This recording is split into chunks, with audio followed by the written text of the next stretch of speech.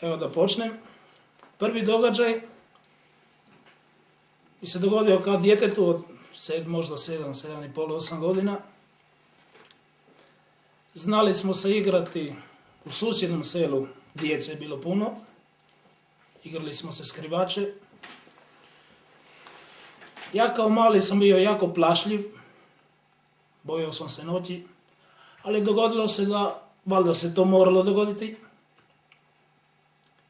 Malo smo se zaigrali, pala je noć, još jednu, ajmo još jednu, došlo pola noći, mislim ljetni praznici su bili, školski, i moram se vratiti doma, kući. A od Dolnje Nugle do Nemarnika ima, to je moje selo Nemarnik i Dolnje Nugle je susjedno selo,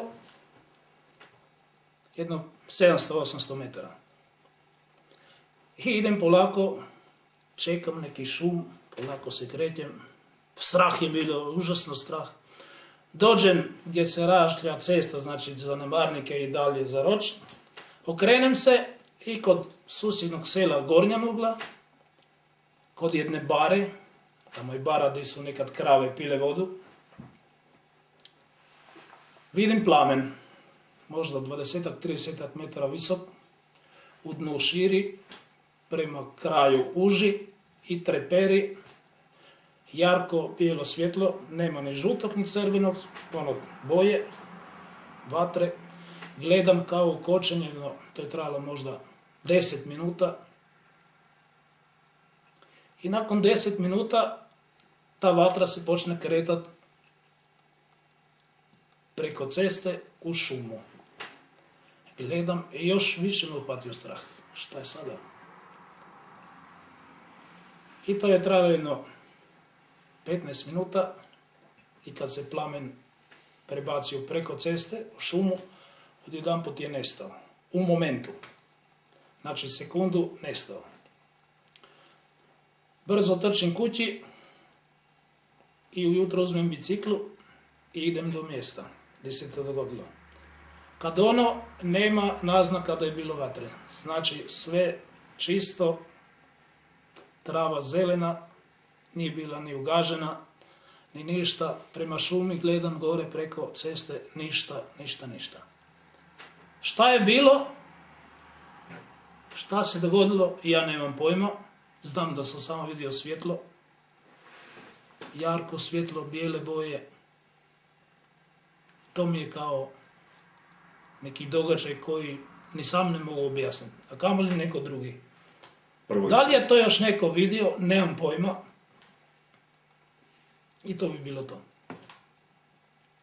To je kao prvi događaj. A sad ćemo preći na ono glavno. Bila je 1988. godina, negdje možda 15-20 dana prije Nove godine. Tu negdje.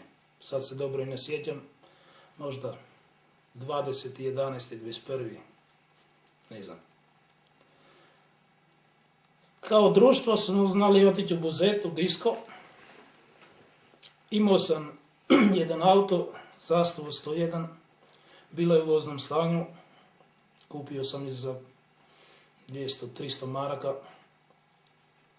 Onaj put u stvari nije bilo ne drugog auta, tako reći. Fićev Zastava, možda koja Škoda. I bilo je negdje oko pola noći i pol, možda koji minut ranije, kasnije, ne znam. Vraćam se iz Buzeta doma, prema Roču. Dolazim u Čiliteš, jedno selo od Roča, možda 1,5 km, 2. Cesta vozi za Roč i ima tamo jedan vijadukt.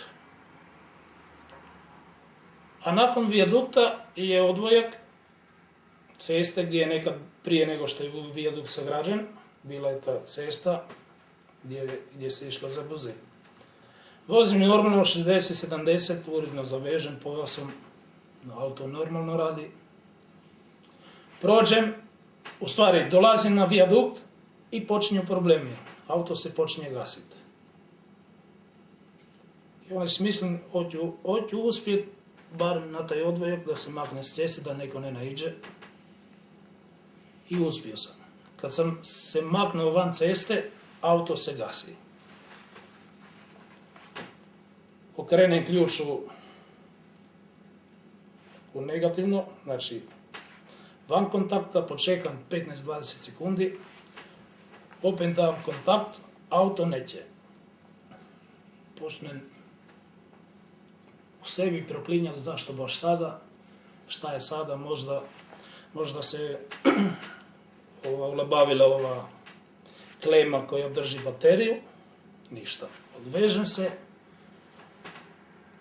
izađem iz auta, vidim oblačno, snijeg leprša polako, zima, otvorim haubu, dignem, pogledam, čačkam, ništa, sve u redu. I u tom momentu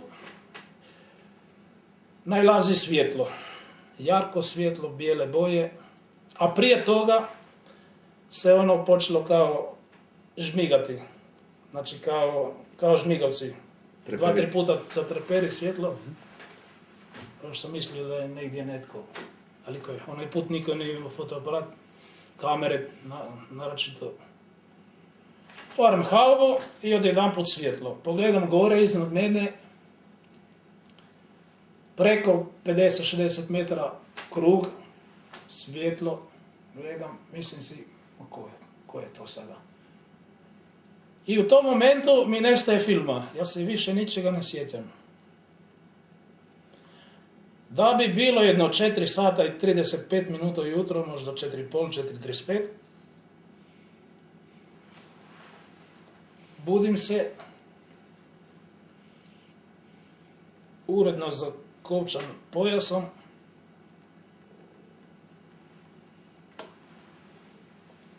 mislim si, čekaj, pa prije, koliko je sati? Pogledam, 4,5. O, kako 4,5? Pa bio sam prije 5 minuta van auta. Otvorene haube, gledam šta se događa s automobilom. Sad 4,5, uredno zaveženo sjedilu. Probam. Ne mogu ruke stisnut, boli me. Skinem crvene do lakta, skroz kao da su mi upečene, zatečeni zglobovi. Jedva upalim, probam da ću upaliti auto, upali iz prve. Mislim si, čekaj, šta je sada to? Ono svjetlo. Gdje je ono svjetlo? Nemam pojma. Probam ubaciti u prvu, ne mogu. Ruka me boli strašno. Šta ću sada? Čekam još jedno 20 minuta. Nekako upalim. Dovezem se doma. I onda si počne razmišljati, pa šta je to bilo, di sam ja bio, 3,5 sata. Neobjašnjivo, nemam riječi, ne znam. Nakon toga imao sam nekih trauma u snu, kao uzeli su me vanzemaljci, ono si mislim, a neka su, a zašto su me vratili? Možda bi bilo bolje da sam ostao negdje drugdje. Sada šta je bilo, ne znam. To je bilo toliko od mene, to je moj događaj koji sam vam htio prepričati, zašto ne bi i neko drugi znao. Znao sam pričat prijateljima kojima vjerujem, smijeli su mi se, a ovo Boško uzeti vanzemaljci, šta si normalno, gdje vanzemaljci postoje, dečki moji. Kako mogu objasniti 3,5 sata, ničega se ne sjećam, ništa. Ostalo mi je u sjećanju samo da sam išao uz Buzeta doma, da sam došao do Čiriteža, na tom vijaduktu da se auto gasi, probam upaliti neće 2-3 puta, izađem iz auta van, otvorim haubu, možda klema popustila, ništa. I u tom trenutku pojavi se svjetlo i gubim pamćenje. Znači, pogledam gore i nema više ništa. Znači, prazan mozak, ispražnjen skroz. Probudim se nakon 3,5 sata, uredno vežen u autu, ruke me bole, opečene skroz crvene, znači nosio sam džins jaknu, zima je bilo, zatečene, opečene, gdje sam se ja to upalio, nemam pojma. I to bi bilo to. Gotova priča.